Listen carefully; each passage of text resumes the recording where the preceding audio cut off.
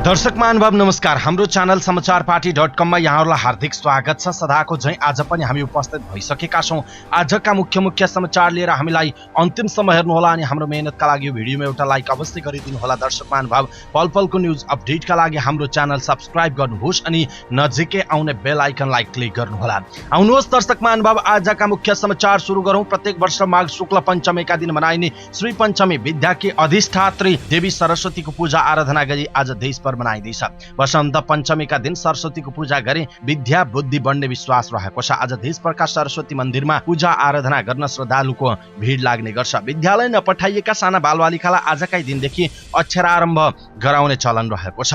आजका दिन लेखपढ गर्न सिकाए राम्रो विद्या आउने जनविश्वास रहेको छ। चन्द्रमा जस्तो गोरो वर्ण भएकी तथा हातमा वीणा र पुस्तक लिएकी विद्याकी देवी सरस्वतीलाई भक्तजनले भारती, शारदा, हंसवाहिनी, जगन्माता, बागेश्वरी, कौमारी, वरदायिनी, बुद्धिदात्री, ब्रह्मचारिणी, चन्द्रघण्टा र भुवनेश्वरी जस्ता नामले पुकारने गर्छन्। विद्या र सिर्जनाकै देवी भएकाले विशेष गरी साहित्यकार, कलाकार, पत्रकार, शिक्षक र विद्यार्थी आफ्ना कला र साधनाका वस्तु कलम, कापी, कुची र वाद्य यन्त्र आदिलाई सरस्वतीका रूपमा पूजा आराधना गर्छन् भने तान्त्रिक र तन्त्र सिद्धिका लागि तारा देवीका रूपमा आराधना गर्ने गर्दछन्।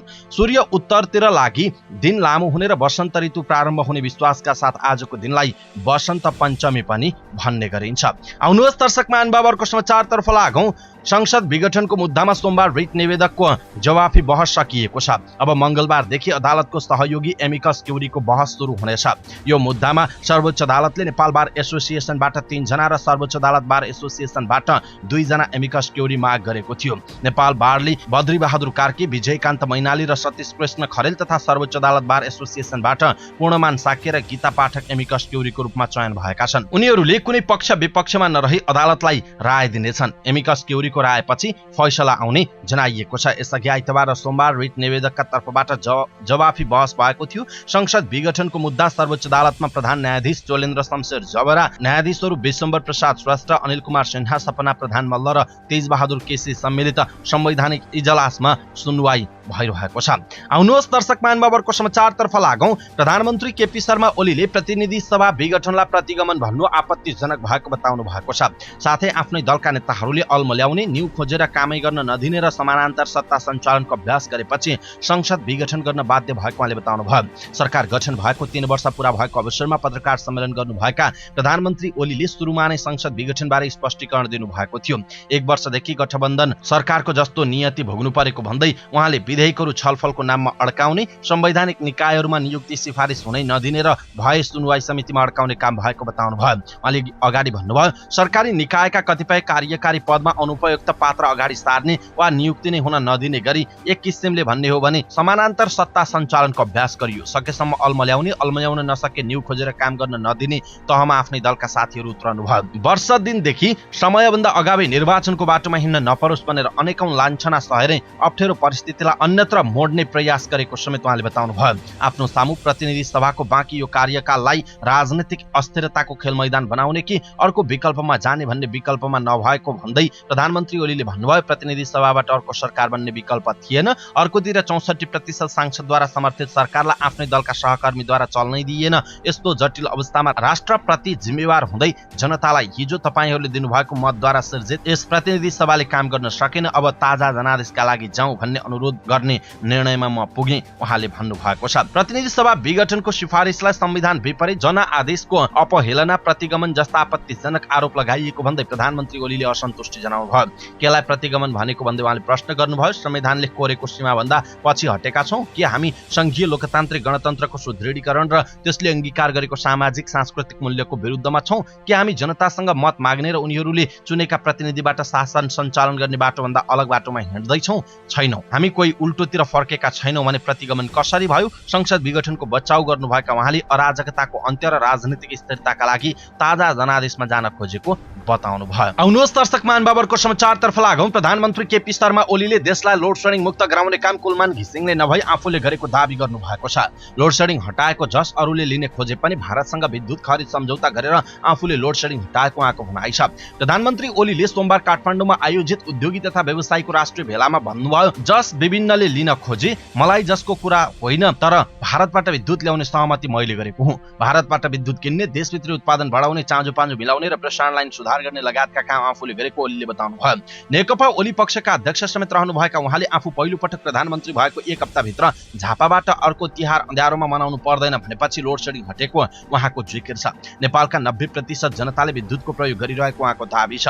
यसअघि लुम्बिनी प्रदेशका मुख्यमन्त्री शङ्कर पोखरेल र ऊर्जा मन्त्री टोपबहादुर रायमाझीले पनि देश लोड सेडिङ मुक्त हुनुमा कुलमान घिसिङको कुनै योगदान नभएको बताएका थिए। आउनुहोस् दर्शक महानुभावरको समाचारतर्फ लागौं। संसद विघटन सम्बन्धी मुद्दामा जवाफी बहस गरेका कानुन व्यवसायीले प्रधानमन्त्री केपी शर्मा ओलीले संविधान विपरीत काम गरेकाले त्यसलाई अदालतले खारेज गर्नुपर्ने बताएका छन्। वरिष्ठ अधिवक्ता शम्भु थापाले संसद प्रधानमन्त्रीको नोकर बन्न नसक्ने पनि बताउनुभयो। कतिपय देशमा प्रधानमन्त्रीलाई र कतिपय देशमा राष्ट्रपतिलाई विशेषाधिकार भए पनि नेपालमा दुवैलाई विशेषाधिकार नरहेको उल्लेख गर्दै उहाँले भन्नुभयो, यहाँ नेपालमा प्रधानमन्त्रीको नोकर संसद हुँदैन, संसदको आफ्नै ओरिजिन हुन्छ, प्रधानमन्त्रीले घुमाउन सक्दैन। थापाले प्रधानमन्त्रीले संविधानले दिएको अधिकार उपभोग गर्नबाट नागरिकलाई वञ्चित गरेको पनि बताउनुभयो। श्रीमान, मसँग संविधान चेन्ज गर्ने अधिकार छैन, तर संविधानले दिएको फल खाने अधिकार मलाई पनि छ। मलाई फल खान नदिएर देशलाई अस्थिरतामा धकेल्ने अधिकार हाम्रो संविधानले कुनै पनि प्रधानमन्त्रीलाई दिएको छैन, त्यसकारण रिट जारी हुनुपर्छ उहाँले भन्नुभयो। वरिष्ठ अधिवक्ता थापाले संविधानमा श्री 3 र श्री 5 पनि कहीँ नभएको भन्दै सरकारी पक्षका वकिलहरूको तर्कको खण्डन गर्नुभयो। यसअघि प्रधानमन्त्रीका कानुन व्यवसायीले संविधानले प्रधानमन्त्रीलाई विगतका श्री 3 र श्री 5 लाई जति अधिकार भएको दाबी गरेका छन्। यो संविधानमा न श्री 3 छ न श्री 5, सार्वभौम सत्ता जनतामा निहित छ भनेको छ संविधानले। हिजोको संविधानमा राजनीतिक अधिकारको व्याख्या थिएन, आज त्यो पनि रहेको छ उहाँले भन्नुभयो। प्रधानमन्त्री आफैले व्याख्या गरेर विघटनको अधिकार पाउने भन्ने हुन्छ र अधिवक्ता टीकाराम भट्टराईले प्रधानमन्त्री केपी शर्मा ओलीले मैदान बाहिर गएर गोल हान्न खोजेको टिप्पणी गर्नुभयो। भकुण्डो खेल जस्तै भयो, प्रधानमन्त्रीले मैदान बाहिर गएर गोल हान्न खोज्नुभयो, मैदान बाहिर गएर गोल गर्न सक्दैनन्।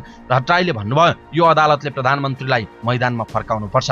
वरिष्ठ अधिवक्ता कृष्णप्रसाद भण्डारीले प्रधानमन्त्री केपी शर्मा ओलीको तानाशाही कदमलाई नरोके प्रदेशहरूमा पनि तानाशाहहरू जन्मने बताउनु भएको छ। आउनुहोस् दर्शक महानुभावरको समाचारतर्फ लागौं। अदालतको अवहेलना मुद्दामा गत माघ 15 गते सर्वोच्च अदालतले दिएको आदेशको जानकारी प्रधानमन्त्री केपी शर्मा ओलीले आइतबार पाउनु भएको छ।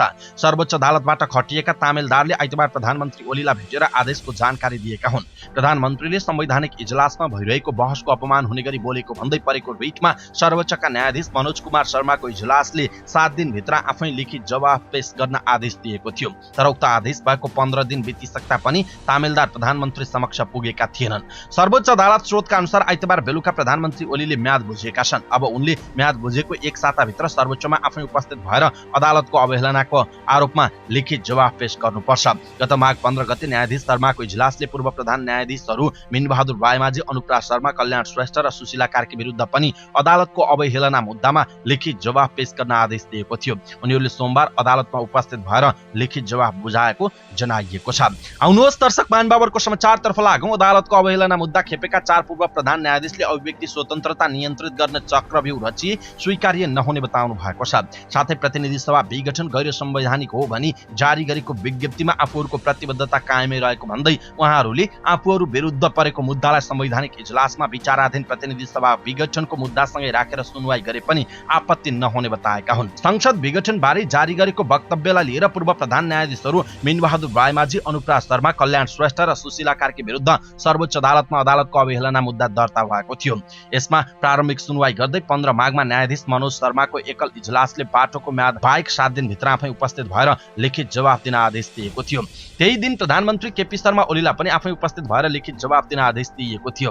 आदेश भएको 3 साता पनि तामेलदार आदेश लिएर आफ्नो ठेगानामा नआएपछि सोमबार सर्वोच्च पुग्नुभएका 4 पूर्व प्रधान न्यायाधीशले म्याद बुझ्नुका साथै लिखित जवाफ समेत पेश गरेको जनाइएको छ। आउनुहोस् दर्शक महानुभावरको समाचारतर्फ लागौं। नेपाल कम्युनिस्ट पार्टी नेकपा प्रचण्ड माधव समूहका अध्यक्ष पुष्पकमल दाहाल प्रचण्डले प्रधानमन्त्री केपी शर्मा ओलीले विगतमा राजा महाराजाले झैं पञ्च र्याली गर्दै हिँडेको टिप्पणी गर्नु भएको छ। गृह जिल्ला चितवन पुग्नु भएका उहाँले जमिन बाँड्ने जस्ता प्रलोभन देखाएर ओलीले सर्वसाधारण भेला गरेको भन्दै त्यसको कुनै अर्थ नहुने बताउनु भयो। उहाँले पञ्च र्याली जम्मा गर्ने, जमिन बाँड्छौं भनेर मान्छे उतार्ने, पहिला राजा महाराजाले जे गर्थे त्यही गर्नु भएको छ, त्यसको केही अर्थ छैन, कुनै महत्त्व छैन, प्रचण्डले भन्नुभयो। संसद विघटनलाई प्रतिगमन भन्दै उहाँले प्रधानमन्त्रीले प्रतिगमनको बाटो पक्रिएदेखि नै हारिसकेको टिप्पणी गर्नुभयो। जति बेला प्रतिगमनको बाटो पक्रनु भयो, प्रतिक्रान्तिको बाटो पक्रनु भयो, उहाँ हारिसक्नु भएको छ। उहाँले मतमा पनि हार्नुहुन्छ, व्यवहारमा पनि हार्नुहुन्छ, प्रचण्डले भन्नुभयो। अहिले नेपाली जनताले लामो सङ्घर्ष र बलिदानबाट प्राप्त भएको उपलब्धि प्रधानमन्त्री ओलीले धरापमा पारेको भन्दै उहाँले भन्नुभयो,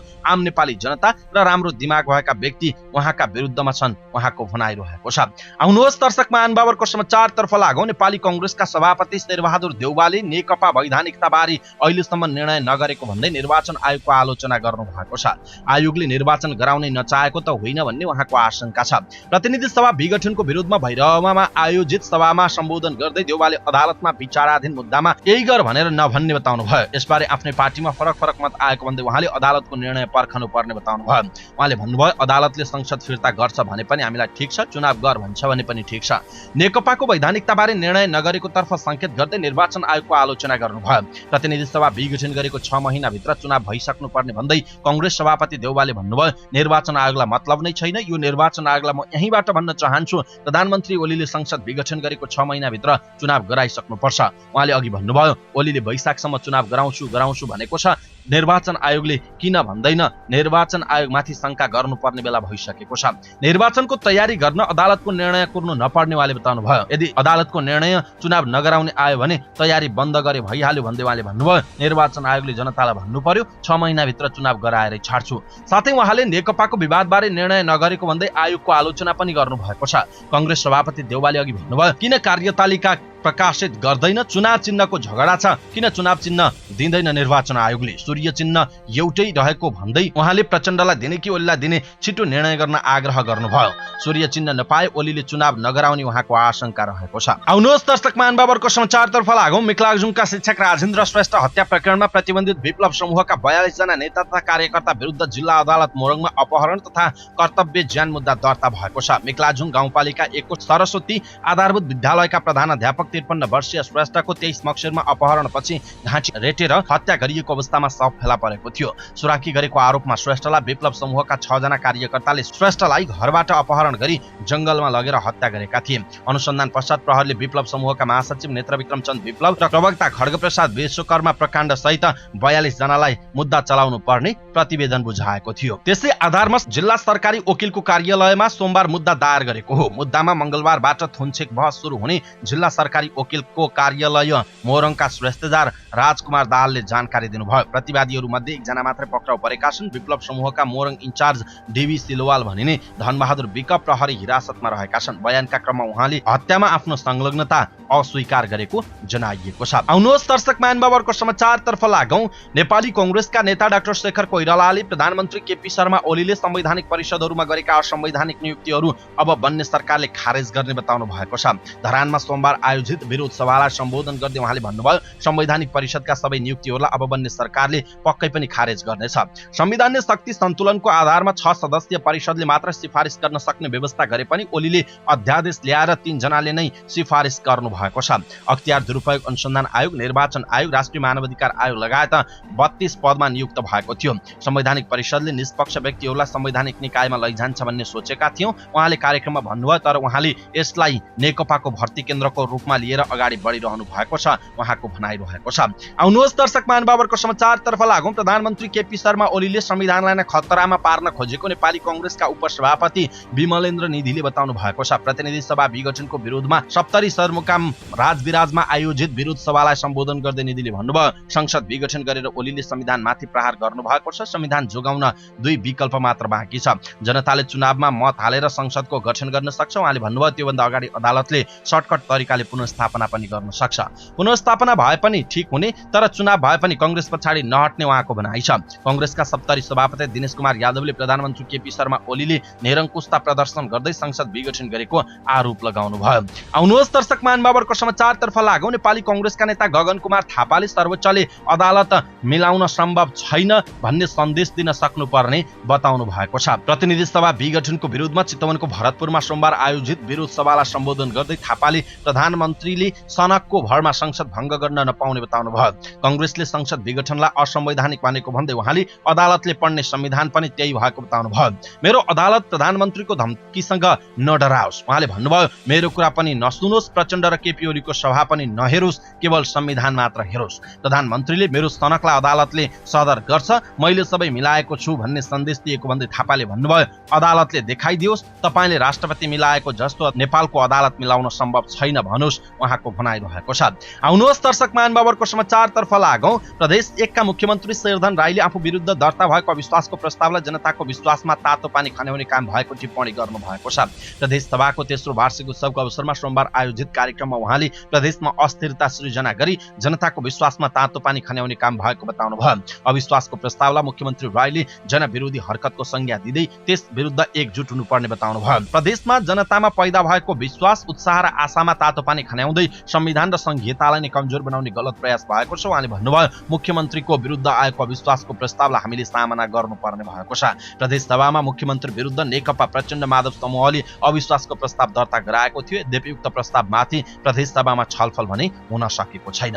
आउनुहोस् दर्शक महानुभावरको समाचारतर्फ लागौं। कोभिड-19 विरुद्धको खोपको दोस्रो मात्रा 8 देखि 12 हप्ताको अवधिमा लगाउन कोभिड-19 खोप प्राविधिक सल्लाहकार समितिले स्वास्थ्य तथा जनसङ्ख्या मन्त्रालयलाई सुझाव दिएको छ। सल्लाहकार समितिको बैठकले दोस्रो मात्रा 8 देखि 12 हप्ताको अवधिमा दिन प्रस्ताव गर्ने निर्णय गरेको हो। उक्त प्रस्ताव निर्णयका लागि स्वास्थ्य तथा जनसङ्ख्या मन्त्रालयमा पेश गरिएको स्वास्थ्य सेवा विभाग अन्तर्गत बाल स्वास्थ्य तथा खोप शाखाका प्रमुख डाक्टर झलक गौतमले बताउनु भयो। यसअघि मन्त्रालयले खोपको पहिलो मात्रा लगाएको 28 दिनपछि दोस्रो मात्रा दिइने बताएको थियो।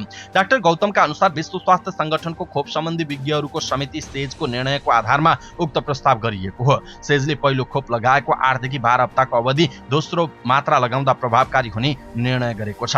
खोपको दोस्रो मात्रा जति ढिलो लगायो उति नै शरीरमा एन्टिबडी प्रभावकारी हुने कोभिड-19 खोप प्राविधिक सल्लाहकार समितिका संयोजक डाक्टर श्यामराज उप्रेतीले बताउनु भएको छ।